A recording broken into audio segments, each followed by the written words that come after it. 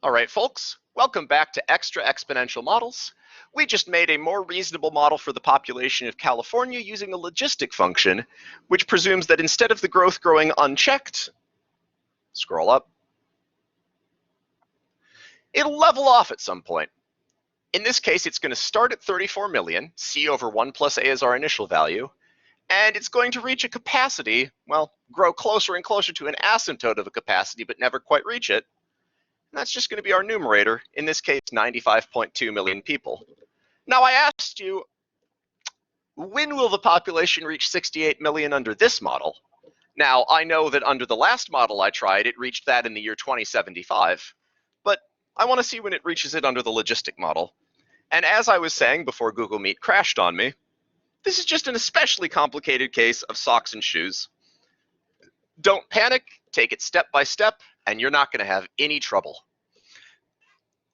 Of course, instead of just put on your socks, put on your shoes, take off your shoes, take off your socks, now it's as if we've got a slip and a corset and petticoats and a dress and an overcoat. So let's take this piece at a time. First thing I want to do is get this whole chunker out of the denominator. What I'm going to do is multiply both sides by the denominator and divide both sides by 68. In other words, if I have A equals B divided by C, I can multiply by C and then divide by A. So really, the answer and the denominator can just change places.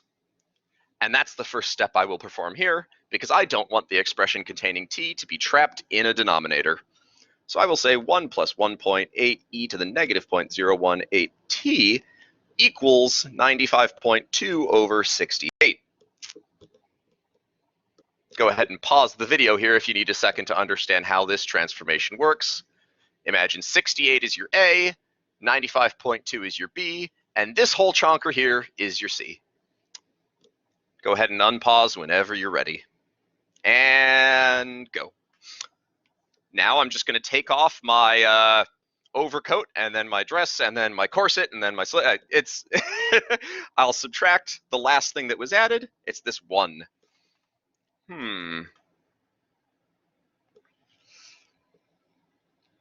All right. Oh, it turns out that 95.2 divided by 68 is 1.4. I'm going to use that fact here. So now I have 1.8 e to the negative 0.018 t equals 0.4, because I subtracted 1 from each side. Next thing I'll do is divide by 1.8. Now this is starting to look familiar. Now at this step, just like we did in class in section 6.6, I'm going to take the natural log of each side. Remember, that's the same thing as rewriting this exponential equation as a logarithmic one. The base is e, and the argument and the answer switch places. Now all I need to do is divide by negative 0.018.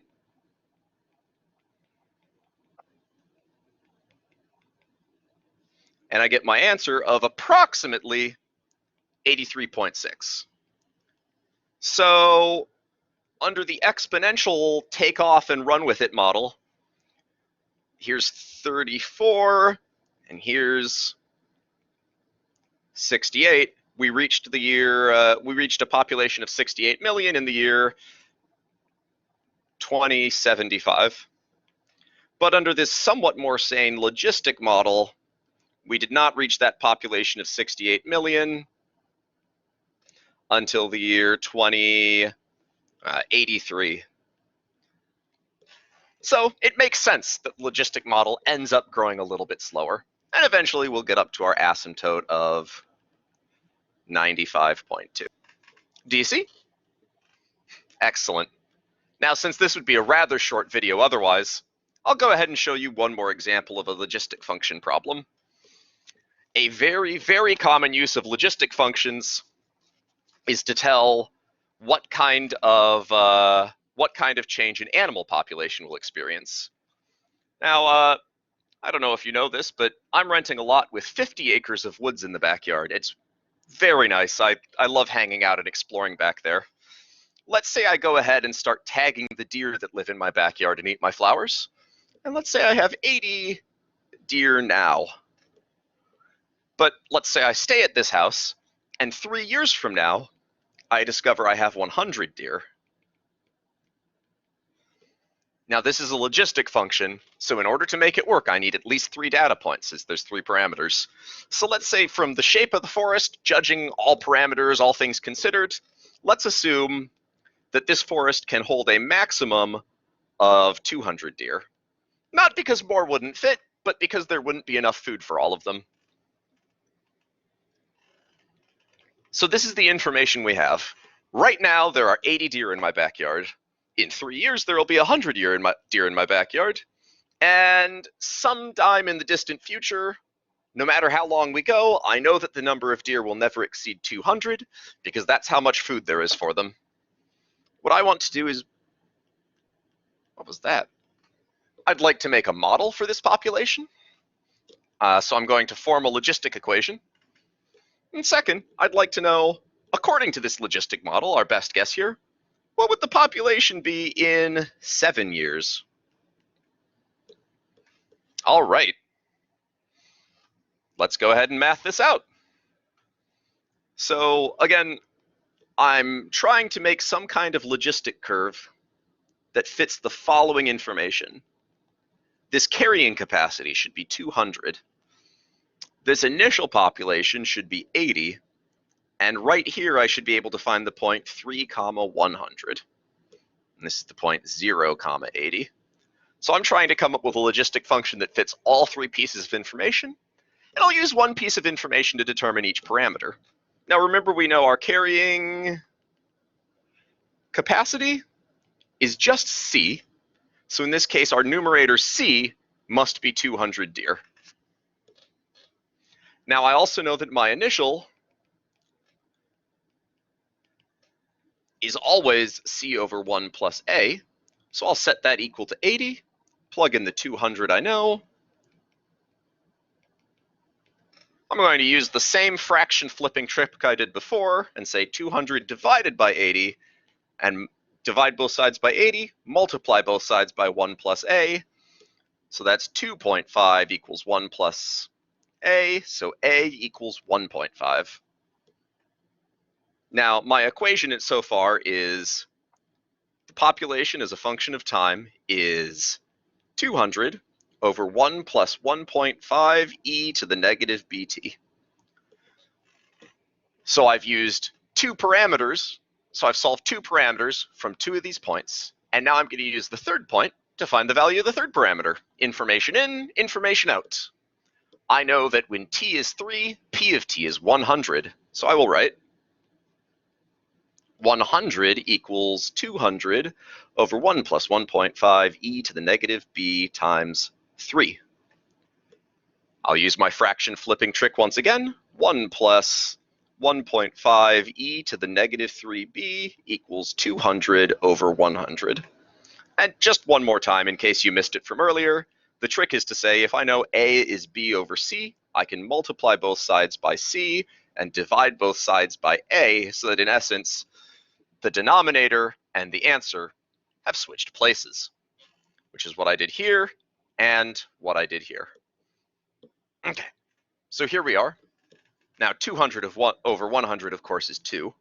I subtract 1 from each side. Socks and shoes and socks, and overcoats and petticoats and corsets.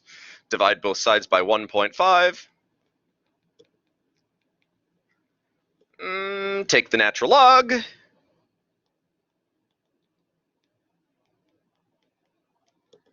It's 1 divided by 1.5. There should be a nice number. I guess it's 2/3. Divide by negative 3. And plug that in.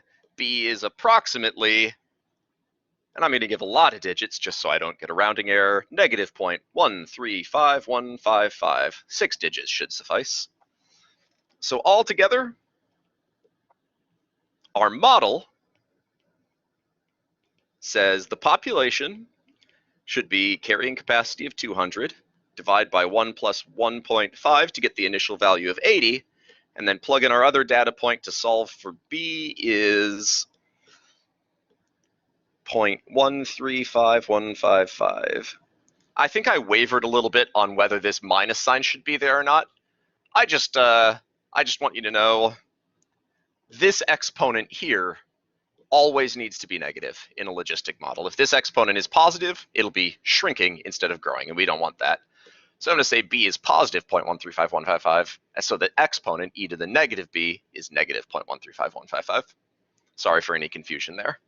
This is my logistic model, though, and you can check at home. If you plug in 0, you're going to get 80.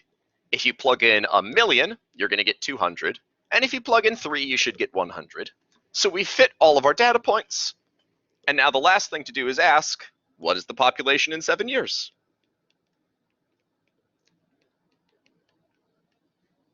I need parentheses here if I'm going to pop this in my calculator.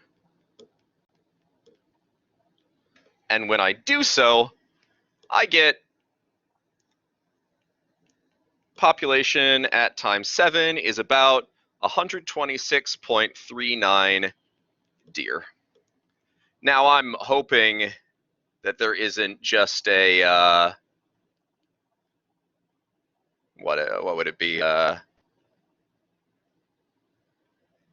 hoping there isn't a 0.39 of a deer in my yard. That would be a little bit disturbing to run across. So what we're going to do is just round to the nearest deer and say, I expect 7 years hence, there should be 126 deer in the backyard.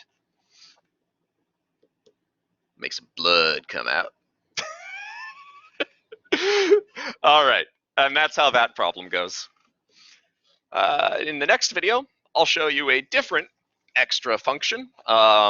It's going to be called Newton's Law of Cooling, and I'll do a boring example with Jello and then a really fun example with a dead body. See you soon.